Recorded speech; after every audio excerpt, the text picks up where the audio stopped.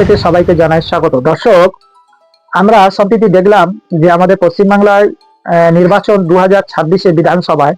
তো তার আগে রাজনীতি সরগরম।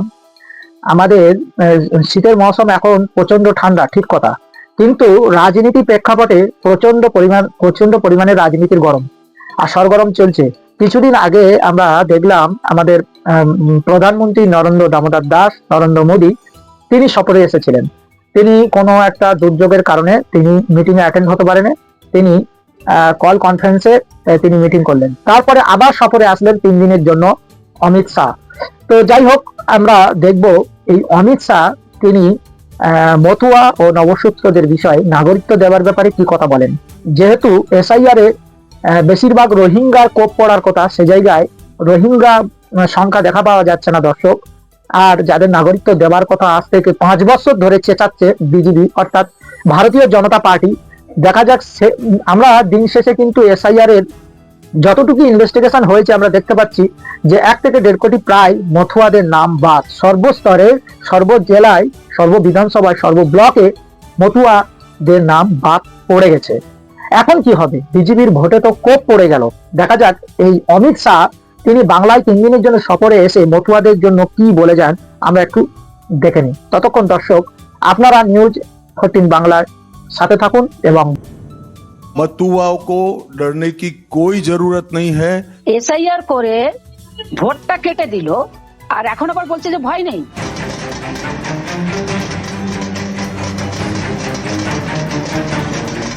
আগামী বছর বিধানসভা নির্বাচনে কি মতুয়ারা ভোট দিতে পারবেন? SIR চলাকালীন এই প্রশ্নই ভাবাচ্ছে মতুয়াদের অনেককেই। এই পরিস্থিতিতেই কয়েকদিন আগে বঙ্গ সফরে আসেন প্রধানমন্ত্রী নরেন্দ্র মোদী। মতুয়া প্রভাবিত এলাকার রানাঘাটে সভা করার কথা ছিল তাঁর, কিন্তু আবহাওয়ার কারণে নদিয়া যেতে পারেননি প্রধানমন্ত্রী। কলকাতা বিমানবন্দর থেকে ভার্চুয়াল ভাষণ দেন, কিন্তু সেই ভাষণে মতুয়াদের কথা ছিল না।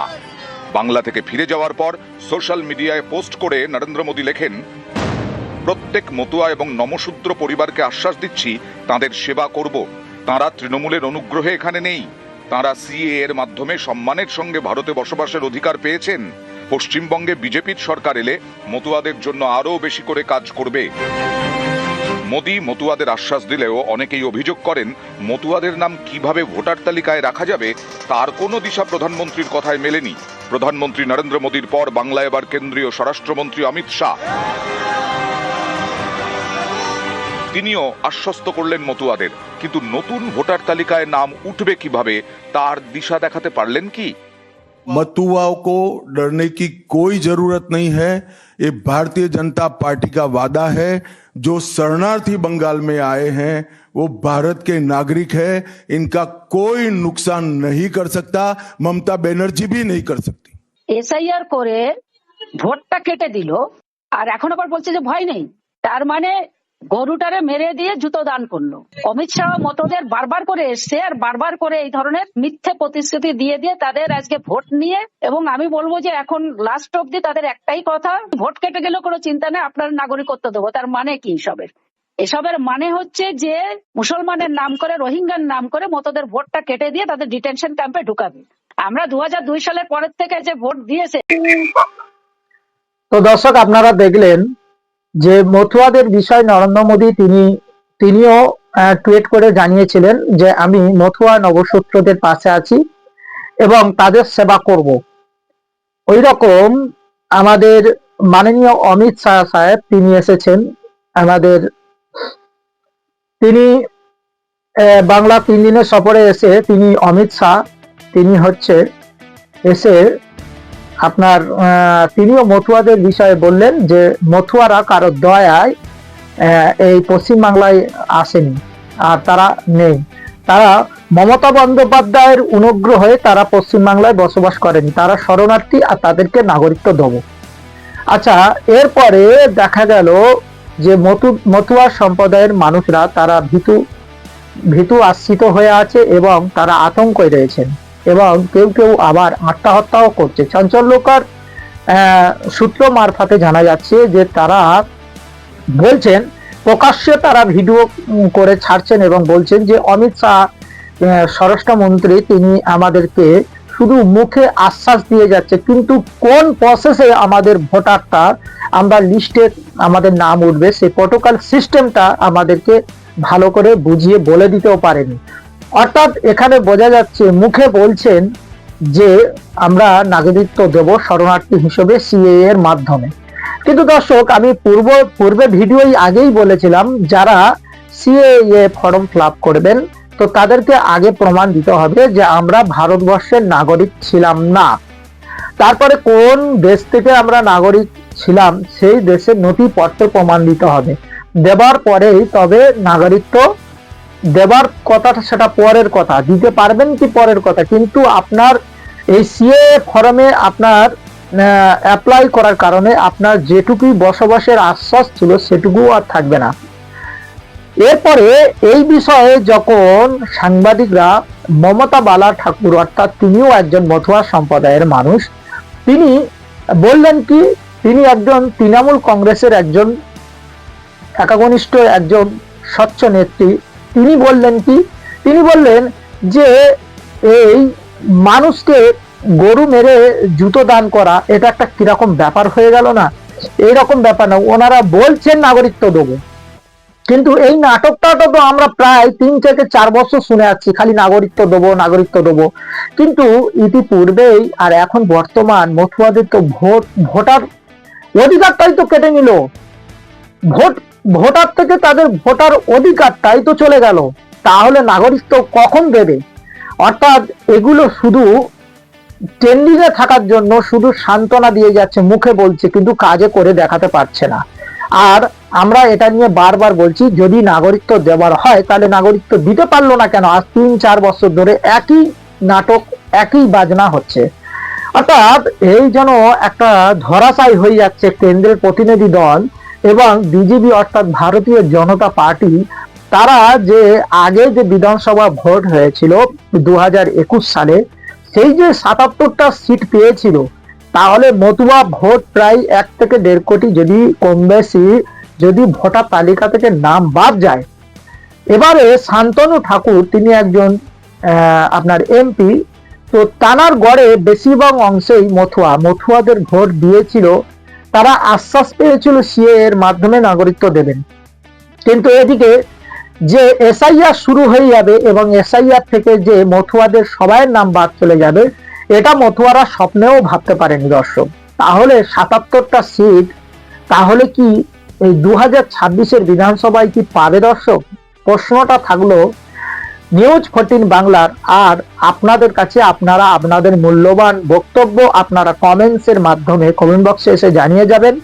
আর আপনারা একটু ভেবে দেখবেন যে যদি নাগরিকত্ব দিতে পারেন তাহলে কি শুধু মতুয়ারা পাবেন না দেশের সংবিধান অনুযায়ী জাতি বর্ণ ধর্ম নির্বিশেষে যারা এসেছে শরণার্থী হিসেবে, যারা ওদিক থেকে ওপার বাংলা থেকে এপারে এসেছেন তাদেরকে নাগরিকত্ব দিতে পারবে। আর একটা প্রশ্ন দর্শক, আসামে যে এনআরসি হয়েছিল সেখানে আপনার সংখ্যালঘু সম্প্রদায়ের মানুষরা ডিটেনশন ক্যাম্পে কম আছে, বেশিরভাগ সংখ্যালঘু সম্প্রদায়ের মানুষরা ডিটেনশন ক্যাম্পে আছে, তো তাদেরকে এখনো পর্যন্ত নাগরিকত্ব দিতে পারেনি। তাহলে কি মতুয়াদের ভবিষ্যৎ অন্ধকার করছে এবং মুখে সান্ত্বনা দিচ্ছে? এই প্রশ্নটা কিন্তু নিউজ 14 বাংলার দর্শকের প্রশ্ন, তাই আমি আপনাদের সামনে তুলে ধরলাম। প্রশ্ন দর্শকের এবং নেতারা উত্তর দেবেন যদি আপনাদের কাছে সব উত্তর থেকে থাকে। এবার দর্শক বলার বক্তব্য যে এই ভারতীয় জনতা পার্টির নেতা নেত্রী কর্মী একাধিক মানুষ তারা বিস্ফোরক দাবি করত যে ওপার থেকে যারা সংখ্যালঘু পশ্চিম বাংলায় এসেছে অর্থাৎ ভারতে এসেছে তাদেরকে শরণার্থী হিসেবে শরণার্থী কার্ড, তারপরে আপনার নাগরিকত্ব কার্ড, তারপরে সিএ কার্ড, বিভিন্ন ধরনের কার্ড বিভিন্ন থানায় এলাকায় দেখা গিয়েছে সিএ করার জন্য হিন্দু কার্ড, কিন্তু সেগুলো তো জ্ঞানেশ কুমার পরিষ্কার বলে দিলেন যে নাগরিকত্ব কার্ড দিয়েই এসআইআর এ ভোটার লিস্টে নাম তোলা সিস্টেম নেই। এ বিষয়ে একজন সংসদ, 2জন বিজেপির এমএলএ সুপ্রিম কোর্ট এবং আমাদের হাইকোর্টে মামলা করলে পরিষ্কার দুটো কোর্ট জানিয়ে দিল। সুপ্রিম কোর্টে যখন বলল যে শরণার্থী যারা এসেছে তাদের কেন ভোটার তালিকায় নাম উঠবে না, আর ওটা যায় যেভাবে সেইভাবে আমাদেরকে অনুমোদন দেন। তখন সুপ্রিম কোর্ট মাননীয় তিনি বলে দিলেন, পরিষ্কার জানিয়ে দিলেন, এটা ধর্মশালা নয়, এটা ভারতবর্ষ, এখানে কোনো জাত দেখে নাগরিকত্ব দেওয়ার এই এসআইআর এর সিস্টেম নয়। অর্থাৎ এসআইআর জাতি বর্ণ ধর্ম নির্বিশেষে এইভাবে দেখে এসআইআর হবে। যারা অবৈধ নাগরিক তাদেরকে চুজ করা হচ্ছে, যারা বৈধ নাগরিক তারা থাকবে, যারা অবৈধ নাগরিক অনুপ্রবেশকারী, সেটা হতে পারে হিন্দু, মুসলিম, খ্রিস্টান, জৈন, বৈদ্য, মতুয়া, নবসূত্র, কোন জাত যদি সেটা অবৈধ হয় সেটা বাদ যাবে, আর যেটা বৈধ সেটা ভারতে থাকবে। যখন নাগরিকত্ব দেওয়া হবে, দর্শক সুপ্রিম কোর্ট জানিয়ে দেওয়া হলো, তখন কোন জাত দেখে নাগরিকত্ব দেওয়া হবে না। সংবিধান সেটা বলে না। সংবিধান বলছে যদি নাগরিকত্ব দিতে হয় তাহলে সমস্ত ধর্মের বর্ণের নাগরিকত্ব দিতে হবে। তাহলে মূলত বিজেপিরা বলতেন যে অনুপ্রবেশকারী যারা রোহিঙ্গা, আচ্ছা দর্শক, মানুষকে মতুয়াদেরকে এমন বোকা বানিয়ে টোপ দিল এবং তাদের ভবিষ্যৎ অন্ধকার করে দিল। দর্শক, একটু বিশ্লেষণ করলে আপনারা বুঝতে পারবেন, যদিও ভিডিওটা অনেক লম্বা হয়ে যাচ্ছে, তারপরেও বলছি। আসলে যারা বাংলাদেশে থেকে এসেছে, আমাদের পার্শ্ববর্তী ছোট্ট একটা দেশ বাংলাদেশ, সেখান থেকে যারা অনুপ্রবেশকারী এসেছে অবৈধভাবে, তারা কিন্তু রোহিঙ্গা নয়। দর্শক, এটা বিজেপির নেতা কর্মীরা আদৌ জানে না, তাদেরকে রোহিঙ্গা বলে দাগিয়ে দিচ্ছে। দর্শক, তারা হচ্ছে বাংলাদেশি। আচ্ছা, বাংলাদেশ থেকে যেসব মুসলমান এসেছে তাদেরকে নাগরিকত্ব দেওয়া হবে না, তারা অবৈধ অনুপ্রবেশকারী, ঠিক আছে। কিন্তু বাংলাদেশ থেকে যারা হিন্দু এসেছে তাদের তো নাগরিকত্ব দিতে হবে, তারা তো এদেশের শরণার্থী, তো তাদেরকে সিএ এর মাধ্যমে এসআইআর এর নাম তুলতে পারেনি। দর্শক, এটা হচ্ছে ধোঁকাবাজি। আচ্ছা, এবারে রোহিঙ্গা কাদের বলে? রোহিঙ্গা হচ্ছে রাখাইন রাজ্য, মায়ানমার দেশ, মানে বাংলাদেশের পরে আর একটা দেশ আছে, সেই দেশের নাম হচ্ছে মায়ানমার। সেই দেশে একটা গণহত্যা হয়েছিল, যে গণহত্যার কারণে আন্তর্জাতিক কোর্টে অর্থাৎ আন্তর্জাতিক আদালতে নিয়ম করে দিল প্রত্যেকটা দেশের ওই মায়ানমারের রাখাইন রাজ্যের রোহিঙ্গাদের শরণার্থী হিসেবে ঠাঁই দিতে হবে। আর সেখানটাই আমাদের নরেন্দ্র দামোদর দাস মোদী সেখানে সাইন করে এসেছিল, শরণার্থী হিসেবে তাদেরকে ঠাঁই দেবেন। তিনি আন্তর্জাতিক কোর্টের আইন, আন্তর্জাতিক ডিসিপ্লিনে সেখানে সই করে এসছে, আর দেশে এসে মানুষকে বোকা বানাচ্ছে, রোহিঙ্গা তাড়াতে হবে। রোহিঙ্গা বাংলাদেশে যারা থাকে তারা রোহিঙ্গা নয়, যারা রাখাইন রাজ্য থেকে এসেছে মায়ানমার দেশ থেকে তারাই হচ্ছে প্রকৃত রোহিঙ্গা। তারা সংখ্যায় কতজন, ভারত সরকার কেন্দ্রের তরফ থেকে তাদের কাছে লিস্ট রয়েছে, এবং তারা এদেশে শরণার্থী হিসেবে আছে অস্থায়ীর জন্য। তারা এখানের বাসিন্দা বা নাগরিকত্ব পাওয়ার জন্য এদেশে আসেনি, তারা ঠাঁই চেয়েছে, আর আন্তর্জাতিক কোর্ট থেকে এই আইন পাস হয়েছে, আর প্রত্যেকটা দেশ তাদেরকে ঠাঁই দিয়েছে মানবতার খাতিরে। কিন্তু প্রশ্ন হচ্ছে, এখানে মানুষকে মিথ্যা অপবাদ দিয়ে বাংলাদেশিদেরকে রোহিঙ্গা বলে দিচ্ছে, আর মানুষ আমরা হই হই রই রই করছি। আমরা একটু আলোচনা বা সমালোচনা বা একটু নিজের বিবেক কাজে লাগাচ্ছি না, যে রোহিঙ্গা কাকে বলে আর বাংলাদেশি মুসলমান কাকে বলে, এটা কিন্তু দেখছি না। দর্শক, বাংলাদেশ থেকে যারাই আসছে তারাই এসআইআর থেকে নাম বাদ যাচ্ছে। এবার প্রশ্ন হচ্ছে যে মতুয়াদের ভবিষ্যৎ কি হবে? মতুয়ারা কি আদৌ ভোট দিতে পারবেন? এটা হচ্ছে দর্শক দেখার বিষয় আছে, এটা সময় আসলে বোঝা যাবে। যে বিজেপি এখনো পর্যন্ত আশ্বাস দিচ্ছে, কিন্তু ওই আসামের হিন্দু সম্প্রদায়ের মানুষদের মতো আশ্বাস দিয়ে লাস্ট পর্যন্ত তারা ডিটেনশন ক্যাম্পে জেল খাটছে, এবং তাদের ব্যাংক, টাকা পয়সা, জমি জায়গা, প্রপার্টি সবকিছু বাজেয়াপ্ত করা হলো। দর্শক, মতুয়াদের একাংশ সেটাই কিন্তু প্রশ্ন তুলছে, তবে কি 2026-এ বিজেপি পশ্চিমবাংলা থেকে সাফ হতে চলেছে? আর তার প্রতিদ্বন্দ্বী হিসেবে তৃণমূল কংগ্রেস, সে কি আরো বেশি সিট নিয়ে, সংখ্যাগরিষ্ঠ নিয়ে আবারও কি চতুর্থবারের মতো মুখ্যমন্ত্রী মাননীয় মমতা বন্দ্যোপাধ্যায় হতে চলেছে, নাকি ত্রিমুখী লড়াই হয়ে অন্য কোনো দল আবার তার ভাগ বসাতে চলেছে? দর্শক, এটা সময় আসলে দেখা যাবে, বোঝা যাবে। তো জানি না খবরটা আপনাদের কাছে কেমন লাগলো, যদি ভালো লেগে থাকে একটা লাইক দেবেন, আর ফেসবুক থেকে দেখলে নিউজ 14 বাংলার ডিজিটাল মিডিয়াকে আপনারা ফলো দিয়ে পাশে থাকবেন। আর নতুন সাবস্ক্রাইবাররা, দর্শক আপনারা ভিডিও দেখছেন কিন্তু ইগনোর করছেন, আপনারা একটা সাবস্ক্রাইব দেবেন, যাতে করে আমাদের বানানো ভিডিওটা সর্বপ্রথম আপনি দেখতে পারেন। ততক্ষণ আপনারা সুস্থ থাকুন, আর আপনারা এই ভিডিওটা আপনার ফ্রেন্ড ফলোয়ারদের কাছে শেয়ার করুন। ততক্ষণ আপনারা ভালো থাকুন, সুস্থ থাকুন। দেখা হচ্ছে পরবর্তী ভিডিওতে।